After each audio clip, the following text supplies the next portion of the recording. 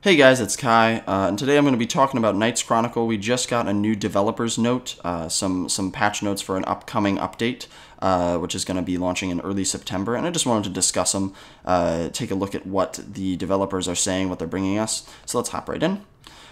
First thing on the agenda is guild improvement, just some quality of life stuff, UI, UX improvements. I'm hoping that they're going to make it a little bit easier to navigate, like bouncing between the guild dungeon, the guild battle, guild missions, that sort of stuff. It's really, really nice that they're addressing that, because I do think that that has been one of the more confusing UI areas in the game. So I think that'll be super helpful for new players, as well as just a nice quality of life update for current ones.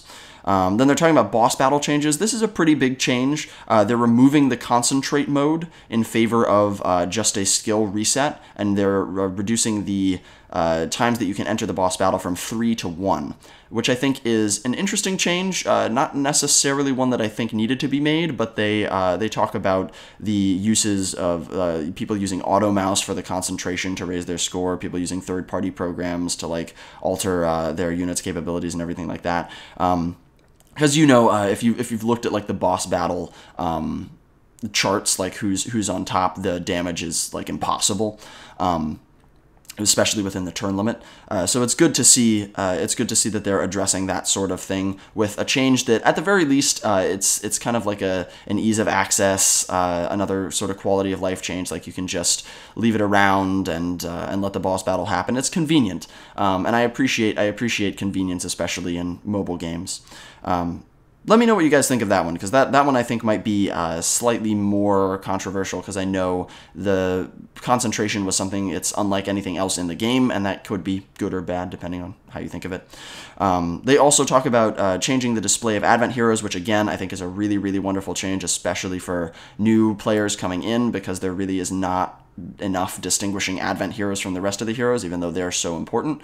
Obviously, those of us who have been playing for a while, like since it released, probably know all the Advent heroes, but it'll still be nice for us also to have some sort of clear distinguishing factor for them, like a different border or, anything.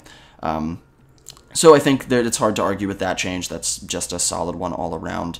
They talk about some improvements for the guild battle, making combat more interesting, changing how the time and turn limit works, which is good. I think that the guild battle is obviously still in its beta stages and still in need of some love from the development team, so it's nice to see that they are providing that love and that they're going to keep changing it based on suggestions that they're getting, feedback that they're receiving.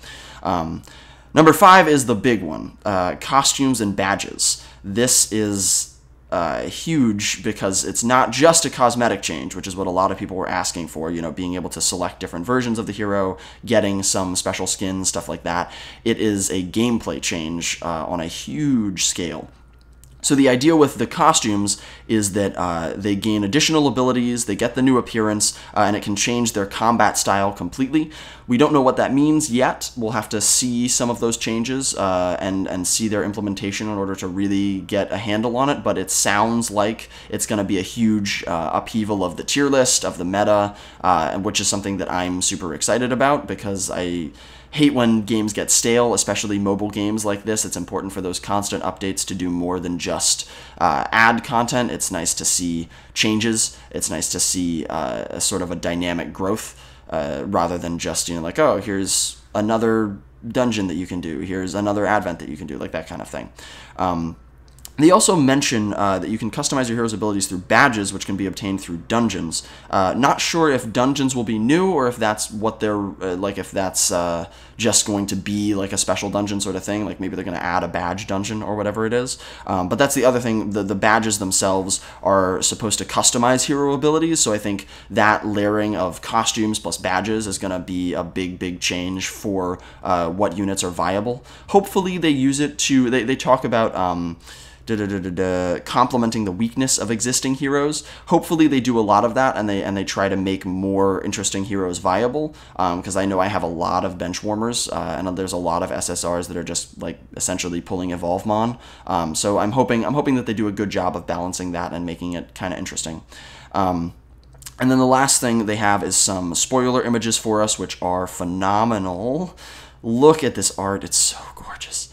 But we've got a, I want to say a young woman holding this teddy bear, but it's kind of hard to tell. A lot of their characters are pretty androgynous, which I also like. But she's got a cool hat, glowing red eyes, and the teddy bear is very Danganronpa-esque. We're looking at some creepy lolly stuff, which I know not necessarily my cup of tea, but it's nice that they are catering.